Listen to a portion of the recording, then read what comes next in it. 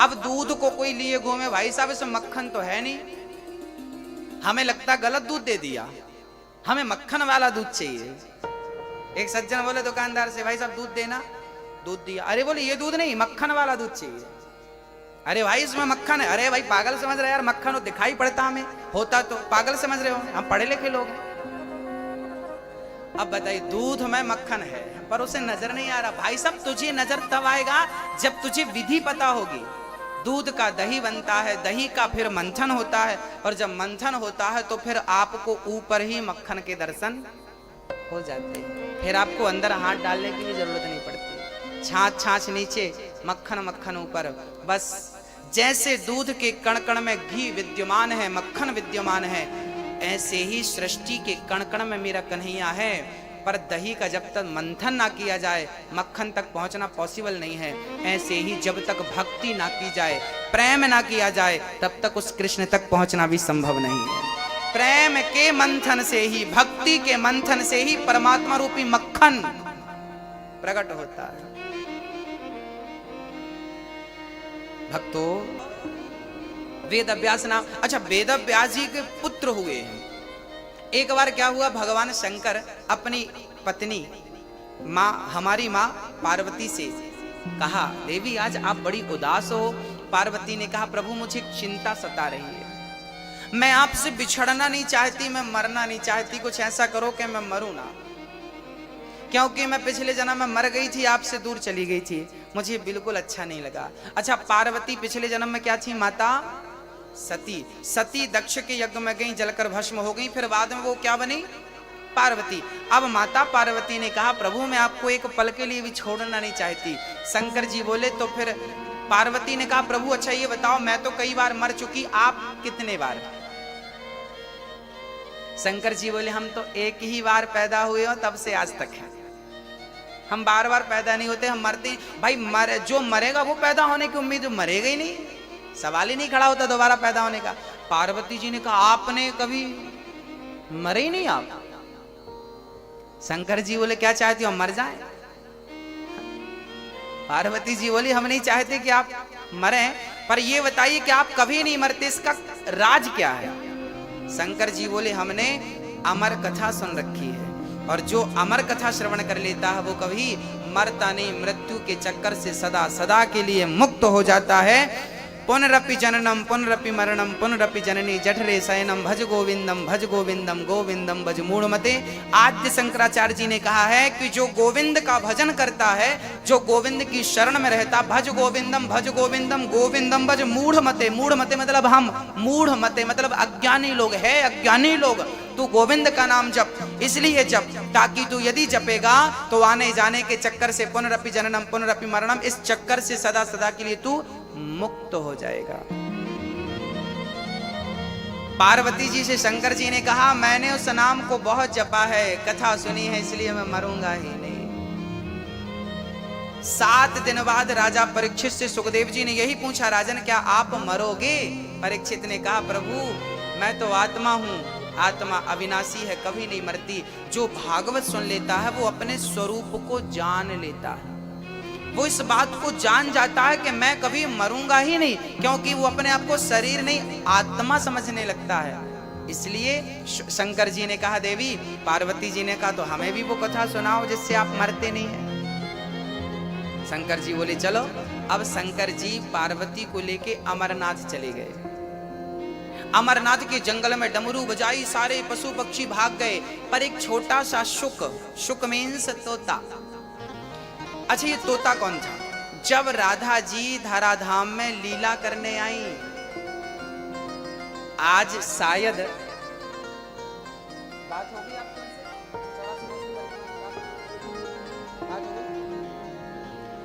आज या कल, आज कहां कहां चलेंगे मैं आपको बता। अच्छा मैं 2 दिन की रूपरेखा बता देता हूं। इन 2 दिन में हो सकता कुछ जगह आज जाएं, कुछ जगह चले, इसलिए मैं समझा देता हूं। हम लोग 84 कोस की परिक्रमा में भांडीव वन चलेंगे, है ना।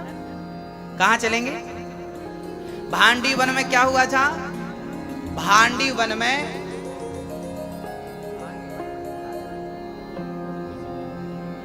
हाँ जी, भांडी वन में हम लोग इसलिए चलेंगे क्योंकि भांडी वन में भगवान श्री कृष्ण का राधा जी से विवाह हुआ था। आप लोगों को पता है ना, लोग कहते राधा जी से प्रेम किया तो विवाह क्यों नहीं किया। आज हम आपको 84 कोस की परिक्रमा में वो जगह दिखाएंगे, आज या कल, एग्जैक्ट आज नहीं कह सकता मैं, आपको वो जगह का दर्शन कराएंगे जिस जगह पर भगवान श्री कृष्ण का राधा से विवाह कराया था। किसने कराया था? ब्रह्मा जी ने। किसने लिखा है इस बात को? गर्गाचार्य जी ने। गर्गाचार्य जी गर्ग संहिता में इस बात को लिखते हैं। राधा जी का जिस स्थान पर विवाह हुआ था उस जगह का दर्शन करने का हमें सौभाग्य मिलेगा। भक्तों, अब एक जगह और है भरतौड़ बिहारी जी, जहां आज, अब मैं आपको रूपरेखा बता रहा हूं, अब यहां इनमें से कहां आज जाते हैं कहां कल, वो आपको हम वही बताएंगे। इसमें से एक दर्शन आज आपको हो सकता है भरतौड़ बिहारी जी का। ये वृंदावन का वो मंदिर है। मैं कथा में एक बार आपको, अच्छा, भागवत में जितनी कथाएं आपने सुनी है वो सारी लीलाएं उस जगह पर हुई हैं। वो कथाएं आपको मैं बताऊंगा, आपको याद आता जाएगा। एक बार क्या हुआ था ना, भगवान गाय चराने गए। गाय चराने के लिए भगवान श्री कृष्ण गए तो भगवान को जंगल में बड़ी भूख लगी, तो वहां पर यज्ञ कर रहे थे, बहुत सारे पंडित जी यज्ञ कर रहे थे। भगवान ने पंडित जी से कहा, पंडित जी हमें भोजन कराइए, बड़ी भूख लगी है। पंडित जी स्वाहा स्वाहा स्वाहा, पंडित जी ने उनको, चूंकि यज्ञ करता ब्राह्मण बोलता नहीं है ना, मौन रह के करना। अब पंडित जी बोल तो नहीं रहे थे, अब बच्चों को अब बच्चे तो बच्चे, खीर रखी थी तो बच्चों ने हाथ डाल लिया यज्ञशाला में। अब पंडित जी ने जो लाठी उठाई और दौड़ा, सारे बच्चे भागे, कन्हैया जी भागे। कन्हैया बोले, लाला आज तो भूखी रहना पड़े, पंडित जी तो कुछ ना देवे। अब पंडित जी स्वाहा स्वाहा किसके लिए कर रहे हैं? भगवान को खिलाने के लिए, और खास भगवान खुद चल कर आया तो लठ मार के भगा दिया।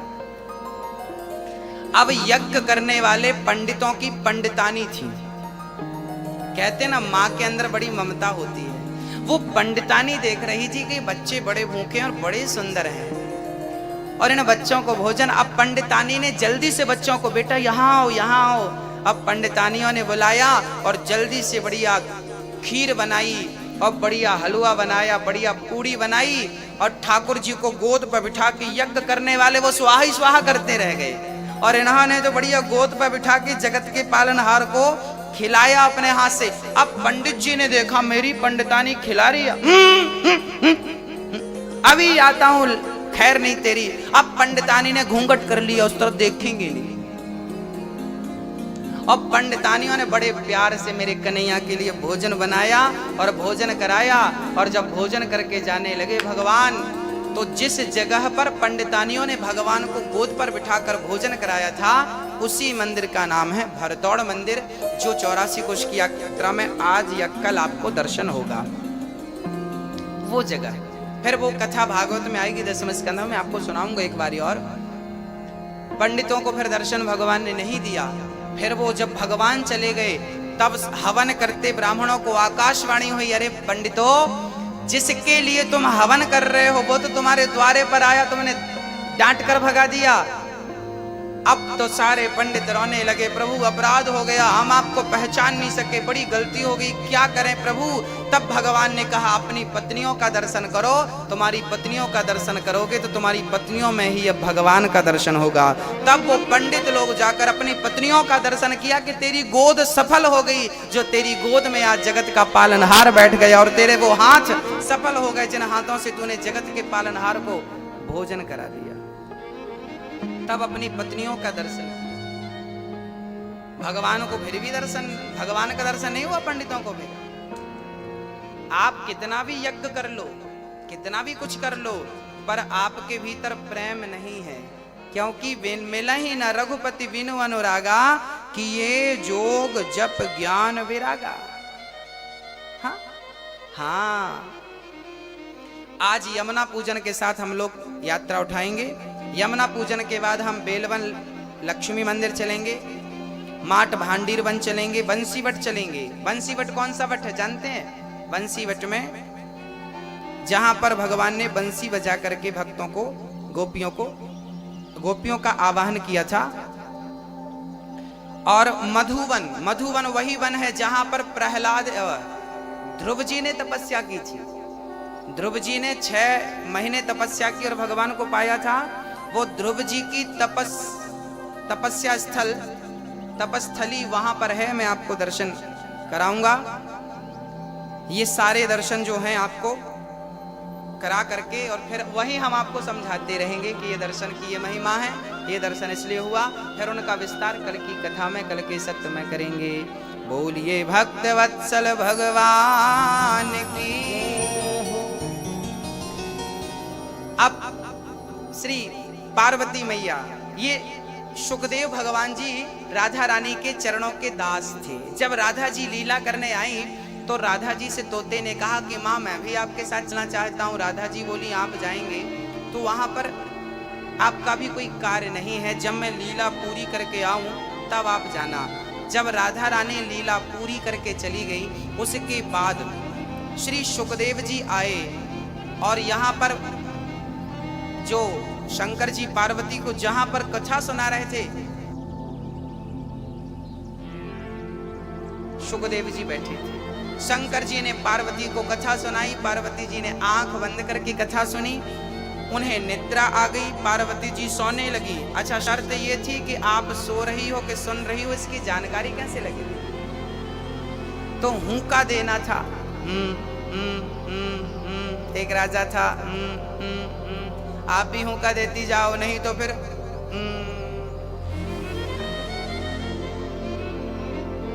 बोलो राधे। आप लोग भी हुंका देते जाना, थके हैं आप लोग, नींद आ सकती है। शंकर जी हुंका सुनते गए। अच्छा, पार्वती जी सो गई ना तो तोता हुंका देना शुरू कर दिया। और जब तोते ने हुंका दिया, कथा पूरी हुई। शंकर जी ने जयकारा लगाई, बोलिए वृंदावन विहारी। अब उनकी नींद खुली। पार्वती जी ने कहा स्वामी जी आगे क्या हुआ, फिर क्या हुआ? शंकर जी ने कहा कथा तो पूरी हो गई, आप कहाँ थी? मैं सो गई थी। अच्छा, तो फिर हुंका तो बराबर मिला, जवाब किसने दिया? अब शंकर जी ने पलट कर देखा तो तोता बैठा था। शंकर जी ने त्रिशूल निकाला, चोरी से तुमने कथा सुनी। त्रिशूल निकाल कर दौड़े। व्यास जी की पत्नी मासिक धर्म से निवृत्त होकर के अपने केस सुलझा रही थी। वो तोता दौड़ता हुआ आया, उड़ता हुआ और माँ के गर्भ में, व्यास जी की पत्नी के मुख से गर्भ में चला गया। शंकर जी ने कहा देवी हमारा चोर तुमने अंदर स्थान दिया है, अपने गर्भ में जल्दी से निकालो। व्यास जी की पत्नी ने कहा शंकर जी आपका चोरी क्या हो गया? आपके पास ऐसा क्या है कि कोई चुराएगा? चोर सारे मंदिरों में जाते हैं, शंकर जी के मंदिर में नहीं जाते। चोरों को शंकर जी के मंदिर में मिलेगा ही नहीं। और शंकर जी भी बड़े भोले भाले हैं। एक बार एक चोर शंकर जी के मंदिर में पहुंच गया, कुछ नहीं मिला तो शंकर जी के ऊपर घंटा लटक रहा था, टन टन टन, बड़ा। चोर को लगा यार इसको बेचूंगा तो मिल जाएगा 2-4 हजार रुपए। अब घंटा निकालने लगा, पर शंकर जी के ऊपर कोई चेयर वगैरह नहीं थी कि पांव छिड़के निकाले। अब कुछ था नहीं तो उसने शंकर जी की पिंडी पर, शिवलिंग पर, शंकर जी पर खड़ा हो गया और शंकर जी के ऊपर खड़ा होकर घंटा उतारने लगा तो शंकर जी प्रकट हो गए। बेटा दुनिया पुष्प चढ़ाती है, आज तूने अपने आप को चढ़ा दिया, मैं बहुत प्रसन्न हूं, बोल क्या चाहता। पर चोर की बुद्धि भी भ्रष्ट थी। चोर ने कहा कुछ नहीं चाहता, घंटा उतरवा दो बस, ये घंटे पे हाथ लगवाओ तो ये उतर जाए, तो 2-4 हजार का काम बने। जो सत्संगी नहीं है उससे मांगना भी नहीं आता, याद रखिएगा। मांगना भी सबको नहीं आता, पता है? हम लोग तुच्छ सी चीजें मांगते हैं। भगवान के सामने, भगवान के दरबार में जाकर कभी छोटी छोटी चीजें नहीं मांगनी चाहिए। क्या मांगना चाहिए? हाँ मैया, क्या मांगना चाहिए? भगवान से कभी कुछ नहीं मांगना चाहिए। कन्हैया हम तुझसे मांगने नहीं आए, हम तुझसे तुझको मांगने आए हैं, आपसे आपको मांगने आए हैं। हम आपसे चाहते हैं, आपको चाहते हैं, आपसे नहीं चाहते। हम आपसे क्या करेंगे चाह करके? हमें कोई चाह नहीं, इच्छा नहीं, हमें सब तो दिया मेरे बिहारी जी ने, बिना मांगे दिया। अब क्या चाहे बताओ, वृंदावन का वास दे दिया 7 दिन के लिए, और क्या चाहिए। यहां पर तो हमारे रसिक भक्त कहा करते हैं कि प्रभु नाली का पानी पीना पड़े तो मैं नाली का पानी पी लूं, भक्तों का जूठन खाना पड़े, आप पत्तल में खा के जो फेंक देती हो वो चाटना पड़े, खाना पड़े, मैं वो खा लूंगा, पर बिहारी जी मुझे ब्रज से कभी दूर मत करना, मैं जूठन खा लूंगा। मैं आपकी रज नहीं छोड़ना, मतलब मैं वृंदावन को नहीं छोड़ना चाहता। ऐसी बात यहाँ के रसिक भक्त कहा करते। यहाँ का बास बहुत बहुत पुण्य से मिलता है मेरी माँ, बहुत पुण्य से, इसलिए यहाँ आप आ गए हैं, ये आपकी खुशनसीबी है। यहाँ बिहारी जी आपको जितने दिन रोक के रखे हैं, ये बिहारी जी की कृपा। कुछ स्त्रियां वहां पर निर्वस्त्र होकर स्नान कर रही थीं, देवांगनाएं। जब सुखदेव जी वहां से निकले उन्हें लज्जा नहीं आई, परंतु व्यास जी जब वहां से निकले तो गोपियों ने वस्त्र धारण कर लिए। व्यास जी ने कहा, वाह मेरा जवान बेटा गया, तुम्हें लज्जा नहीं आई और मुझे देखकर लज्जित होती हो। तब उन कन्याओं ने कहा, सुखद व्यास जी आपके पुत्र को यह भी नहीं पता कि स्त्री और पुरुष में भेद क्या है, आपको सब पता है। इस संसार में ब्रह्मा की सृष्टि में केवल सुखदेव जी एक ऐसे थे जिन्होंने काम क्रोध को जीत रखा था। आज हमारी एक मैया नाराज हो गई, गुरुजी 2 घंटे हो गए हमें खड़े, कोई सुनवाई नहीं हो रही, हम जा रहे हैं वापस, हम जा रहे हैं।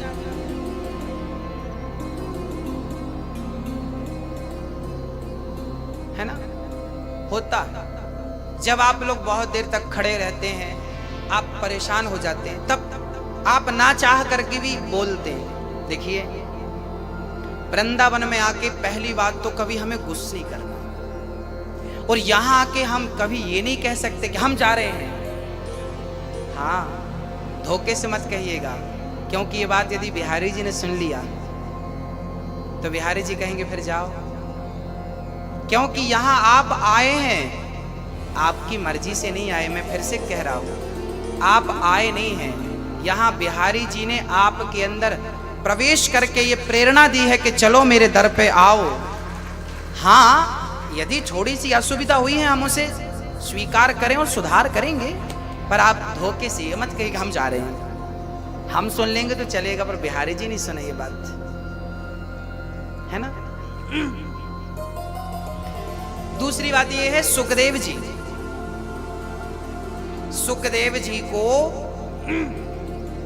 जी को राजा जनक के द्वार पे भेजा गया था।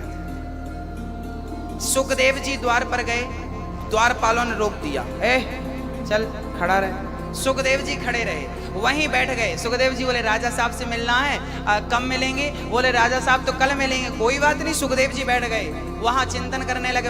कल फिर उठे, अब राजा साहब मिलेंगे? नहीं नहीं नहीं, आज नहीं मिलेंगे, कल मिलेंगे। भक्तों, शास्त्रों में लिखा है कि सुखदेव जी को 7 दिन तक द्वार पर बिठाया रखा, ना पानी मिला ना भोजन मिला। क्यों? क्योंकि सुखदेव जी को व्यास जी ने भागवत पढ़ाया। तो व्यास जी को लगा मैं अपने बेटे को भागवत तो पढ़ाऊंगा, क्या मेरा बेटा भागवत पढ़ने के योग्य है? क्या भागवत ये राजा परीक्षित को सुनाएगा तो क्या कथावाचक के योग्य है? क्या ये कथावाचक बन सकता है? क्या ये कथा सुनाने के योग्य है? क्या कथा पढ़ने समझने सीखने के योग्य है? तब पिता स्वयं व्यास जी ने अपने पुत्र सुखदेव जी को भेजा और जनक से कहा कि आप मिलना मत, मैं इसकी परीक्षा ले रहा हूं। 7 दिन तक द्वारपालों ने जलील किया सुखदेव जी को। चल यहाँ बैठ। 7 दिन तक जलील किया, खाना पीना कुछ नहीं। पर धन्य है सुखदेव जी कि उन 7 दिन में इतनी सी भी गुस्सा, इतना सा भी क्रोध नहीं आया। अब व्यास जी समझ गए कि मेरा बेटा कथा सुनाने और सुनने के योग्य है। देखिए, कथा सुनने का योग भी सब नहीं है, याद रखिए। आप लोग सुन रहे हैं, आप ईश्वर की कृपा है, पर कथा सुनने के योग्य कौन है? सुनाने की काबिलियत किसके अंदर है? जिसके अंदर गंभीरता हो, सहनशीलता हो। हाँ, ये नहीं कि हम आए और हम बस गुस्सा करने लगना। शांति, समुद्र कभी अपनी मर्यादा नहीं छोड़ता। हमें भी अपनी शांति की मर्यादा, शांति का परिचय नहीं छोड़ना चाहिए। सुखदेव जी 7 दिन के बाद जब राजा जनक से मिले, आहा, वार्तालाप हुई, कोई शिकायत नहीं कि साहब हम 7 दिन से खड़े रहे आपके द्वार पे, हम मिले ही नहीं और हम जा रहे हैं, तो मत मिलो ना। ये लक्षण नहीं है। ये हम तुच्छ लोग हैं ना, हमें बात बात पर गुस्सा आता है, क्रोध आता है। मैं समझता हूं कि आप थके हैं, आप दूर से आए हैं, आपको भी फ्रेश होना है, रेडी होना है, तैयार होना है, जरूरी है। नित्य की क्रियाएं तो जरूरी है, पर वो सारी सुविधाएं हम थोड़ा नजर डालें, यहां वहां पूछो, सब कुछ मिलेगा, सब कुछ मिलेगा। पर आप जीवन में, यहां नहीं, मैं 7 दिन की बात नहीं कर रहा हूं, आप अपने घर पे भी अपने बच्चों के साथ, पति और पत्नी के साथ भी कभी अपने धैर्य को खोइए मत। जीवन में क्रोध कब आता है? क्रोध किसे आता है? जिसने धैर्य को खो दिया, उसे क्या आएगा? क्या आएगा? क्रोध आएगा। जिसने धैर्य रखा, श्रद्धा और सबूरी, श्रद्धा ईश्वर पे क्या हो? श्रद्धा हो और सब्र हो। कहते हैं ना, सब्र का फल क्या होता है? हाँ, उस मिठास तक तब पहुंचेंगे जब सब्र रखेंगे। माता शबरी ने कितने वर्षों तक जंगल में झाड़ू लगाई। माता शबरी ने कहा, माता शबरी ये पूरे जंगल में झाड़ू क्यों लगाती है? बोले, कब आ जाएं, कहां से आ जाएं, कोई नहीं जानता। मेरे राम के चरणों में कांटे ना चुभे, कंकड़ ना चुभे, कोई पत्थर ना लग जाए, पूरा जंगल साफ कर देती है। सेवा नहीं छोड़ा माता शबरी ने। और हमें भी क्या नहीं छोड़ना चाहिए? सेवा। माता शबरी राम की सेवा क्या करती थी? झाड़ू लगाकर अपने गुरु जी के बर्तन धुलती थी, गुरु जी के चरणों की सेवा। जिस रास्ते से गुरु निकलते झाड़ू लगा देती। वो राम को नहीं जानती थी, पर गुरु को जानती थी, और गुरु को जान गई तो गुरु ने राम तक पहुंचा दिया। यही गुरु का काम है। जो गुरु तक पहुंच जाता है वो राम तक पहुंच जाता है। इसलिए जीवन में गुरु की आवश्यकता होती है, क्योंकि गुरु तक शबरी पहुंची तो राम तक पहुंची। माता शबरी को राम तक किसने पहुंचाया? मतंग मुनि ने। आपके गुरु का नाम क्या था? जब गुरु जी मरने लगे, जिस दिन राम जी का वनवास हुआ, उस दिन मतंग मुनि ने अपना शरीर पूरा किया। पर मतंग जी जब जाने लगे तो माता शबरी बोली, गुरु जी कहाँ जा? देखो शबरी कितनी भोली थी, वो ये भी नहीं जानती थी कि मरना क्या होता। गुरु जी मरने लगे, सब बोले गुरु जी जा रहे हैं, सब रोने लगे गुरु जी। अब शबरी आई और गुरु जी कहाँ जा रहे हैं? बेटी हम जा रहे हैं। गुरु जी हमें भी ले चलो। शबरी कहती, गुरु जी हमें भी साथ ले चलो। गुरु जी बोले, बेटी अभी तू मत जा, अभी मैं जा रहा हूँ। शबरी बोली, प्रभु गुरु जी मेरे तो माई बाप आप हो और आप ही चले गए, मैं किसके भरोसे रहूंगी, मैं कैसे रहूंगी प्रभु? तब गुरु जी ने कहा, शबरी तू अपनी कुटिया पर रहना और बस रोज झाड़ू लगाकर राम का रास्ता साफ करते रहना, वो राम आएंगे। शबरी बोली कि आएंगे तो मैं पहचानूंगी कैसे गुरुजी? गुरुजी ने कहा, 2 भाई होंगे, एक गोरा होगा, एक सांवला होगा, और दोनों के हाथ में धनुष और बाण होंगे। आप जब जिसको देखना और जिसको देखने से नेत्रों में जल आ जाए, प्रेम उमड़ जाए, समझ लेना कि वही मंजिल है जहां तुम्हें पहुंचना है, वही राघव है। और शबरी माता झाड़ू लगाती और गुरु के वचनों पर विश्वास कर लिया कि गुरु ने कहा है तो आएंगे जरूर। बस क्या कहा है? गुरु ने कहा है तो आएंगे जरूर। बस सब भूल गई, दुनिया को छोड़ दिया, बस झाड़ू लगाने का गुरुजी ने कहा है। झाड़ू लगाती और राम का वही चिंतन, गुरुजी ने कहा सांवले हैं, धनुष बाण है, तो वो सांवले रंग का चिंतन करती, धनुष बाण का चिंतन करती, और बस वो देखती बुढ़ापा आ गया। आज जब साधु संतों के बीच में राम जी पहुंचे, साधुओं ने कहा, प्रभु आप हमारी कुटिया में चरण रखो।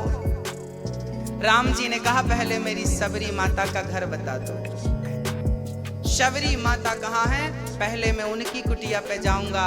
जो बड़े बड़े तपस्वी संत थे, जिनको अपनी तपस्या का अहंकार था, आज उनका अहंकार नष्ट हो गया कि भगवान तपस्वियों के घर नहीं, प्रेमियों के घर पहले जाया करते हैं।